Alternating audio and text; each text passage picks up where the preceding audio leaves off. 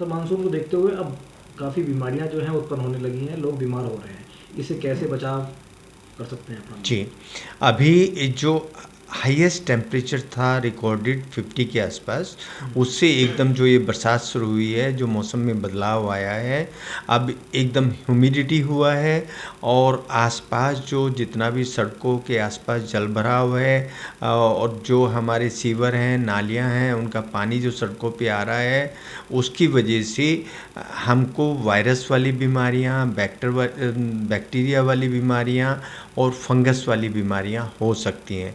तो जो हमारे वायरस वाली बीमारियां हैं वो हमारे नाक, कान, गला और साइनस को इम्पैक्ट करती हैं, और जो हमारा फंगस है वो नाक और साइनस को या स्किन को इन्वॉल्व करता है।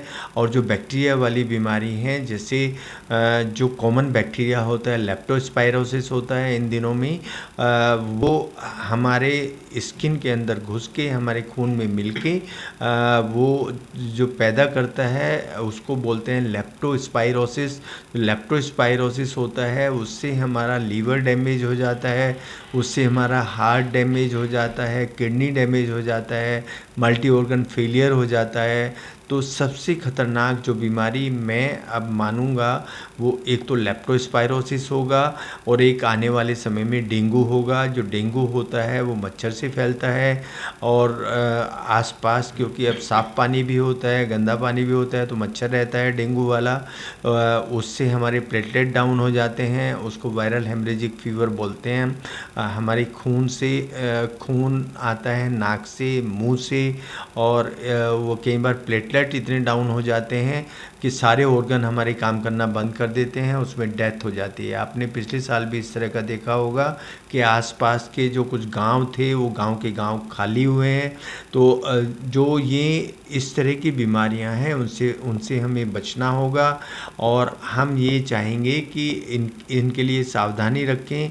एंटीवायरल जो भी हैं मेडिसिन वो अवेलेबल होनी चाहिए एडमिनिस्ट्रेशन के पास, और जो इसके ऑइंटमेंट हैं लेप्टोस्पायरोसिस से बचने के लिए वो अवेलेबल होना चाहिए। तो सारी बीमारियों को ध्यान में रख के वायरस, बैक्टीरिया और फंगस को ध्यान में रखते हुए एडमिनिस्ट्रेशन बिल्कुल रेडी होना चाहिए। सर, इस वायरल से बचाव के लिए कौन सी ऐसी मेडिसिन है जिससे बचाव हो सकता है? जो आजकल वायरल है उससे बचने के लिए एक मेडिसिन फ्लूवीर होती है, वो अब अवेलेबल है फार्मेसी वगैरह में। और जो फंगस है उसके लिए एम्फोटेरिसिन होती है, वो भी अवेलेबल है। और जो ये लेप्टोस्पायरा है इसके लिए कुछ ऑइंटमेंट होते हैं, जैसे टी-बैक करके ऑइंटमेंट है, या सोफ्रामाइसिन ऑइंटमेंट है, या कुछ एंटीबैक्टीरियल मेडिसिन होती हैं। वो अधिकतर इन दिनों में लोगों के पास अवेलेबल रहती हैं। और जो कॉमन फीवर होते हैं उसके लिए हम सिर्फ एंड सिर्फ पैरासीटामोल का इस्तेमाल करें। हम और कोई दवाई ना खाएं जो यूजुअली लोग खाते हैं, जैसे कॉम्बिफ्लेम खाते हैं, फ्लेक्सोन खाते हैं, वो नहीं खाना चाहिए। उससे हेमरेज और ज़्यादा बढ़ जाता है।